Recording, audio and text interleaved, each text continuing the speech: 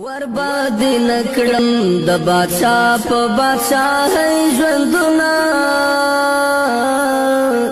ډېر مې خوښېږي په والله د ملنګۍ ژوندونه ډېر مې خوښېږي. سلامونه دوستانو، الله دې وکړي چې جوړ روغ اوسئ. لکه څنګه چې تاسو ته بهتره معلومه ده د هیواد وضعیت غربت دومره زیات شوی ده چې د نه منلو خبر زموږ او ستاسو یتیمان نشي کولی چې وکه واخلي سوتره خواړه وکړي. نو غوره او بهتره مې وګڼله چې دغه دوه پسونه واخلم خپلو یتیمانو بېوزلو ته یې غوښه تقسیم کړم. انشاءالله دا به حلالو. دا یو پسه به دلته حلالو، دغه یو پسه به زما پلارجان په خپلو لاسونو باندې حلالوي، هلته به هغه همسایګانو ته یتیمانو ته د دې غوښه تقسیموي. انشاءالله تعالی دا دواړه صدقه ده، خیرات ده. نو انشاءالله د دې دواړو به صدقه کوو، خیرات به کوو او غوښه به په خپلو مظلومه بېوزله هېوادوالو باندې تقسیموو. موږ سره مل اوسئ. ډېر مې خوښېږي په والله د ملنګۍ ژوندونه ورباد نکړم د بادشاہ په بادشاہۍ ژوندونه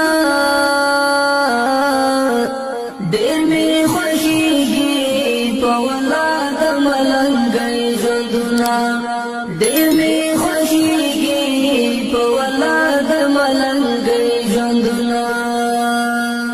دوستانو، الله دې وکړي چې جوړ روغ اوسئ. دا هغه پسه و چې حلال هم کړل او د دوی به دا غوښه تقسیم کړو. کاکا ته کور کې څو نفره یې؟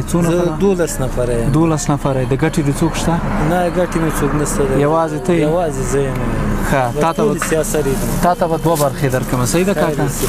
بس دعا کوه راته. صحیح ده؟ خدای دې هغه دنیا ده خیر وسي، کور دې ودان. دا سپین ږیری بابا زموږ د دفتر دغلته څنګ کې همسایه هم ده. ده ماته دا ویلو چې زما په کور کې 12 سیاسري دي او د ګټې وټې څوک نه لرم، یو زه یم او ګټم یې بس. نو دغه سپین ږیری بابا هم د دام غریب ښکاري ماته. بابا سلام علیکم. وعلیکم. جوړ په خیر؟ خیر. کراري ده چیرته روانې ده خیره؟ دا کباړ پروشي ته. څه شی کې کباړ کې؟ لږ جالۍ اخلم. بیګا ته هم چې پخ کړي؟ یاره بیګا ته شاید یا تور بانجان یا کچالو. که غوښه چې څنګه وي؟ غوښه خو ته یقین که دا 3 میاشتې نه ده خوړلې. 3 میاشتې نه ده خوړلې. نه بیګا ته زه خدای دې دیدار نبي علیه السلام سره وکړي چې موږ امت یاستو. خدای دې یو وخت مزه یې کړي. امین. څو نفره یاستئ کور کې؟ 10 نفره. څو کور یاستئ؟ یو کور. یو کور. ټول بیکاره دي. 10 نفره. اندازه. خدای تعالی دې داسې نعمت کې هغه ټول. ډېر مې خوښېږي په والله د ملنګۍ ژوندونه ورباد نکړم د بادشاہ په بادشاہۍ ژوندونه ډېر مې خوښېږي په والله د ملنګۍ ژوندونه ډېر مې خوښېږي په والله د ملنګۍ ژوندونه.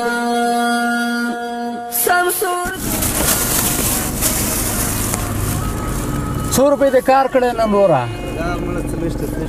ښه، تش یاستئ؟ ښه، دا واخله بیګا ته پخه که. ته هم راشه وروره.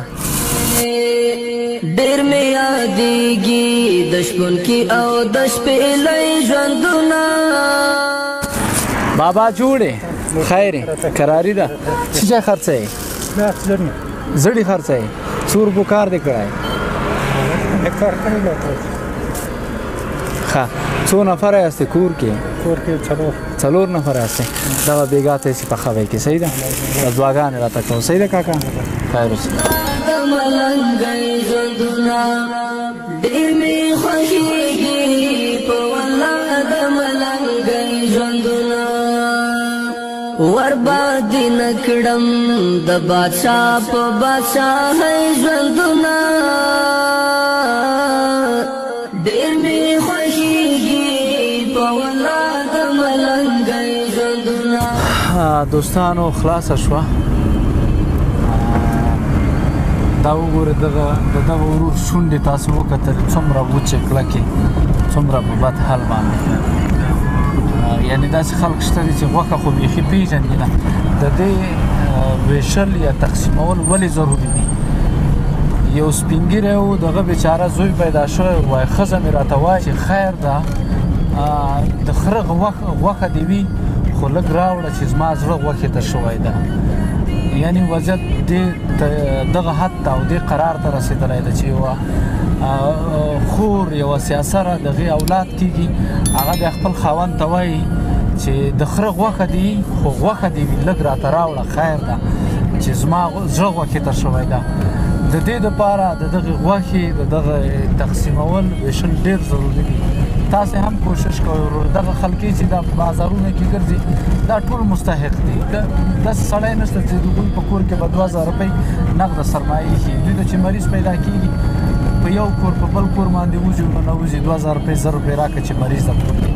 یعنې دا تر دې قراره دا مجبوره خلک دي.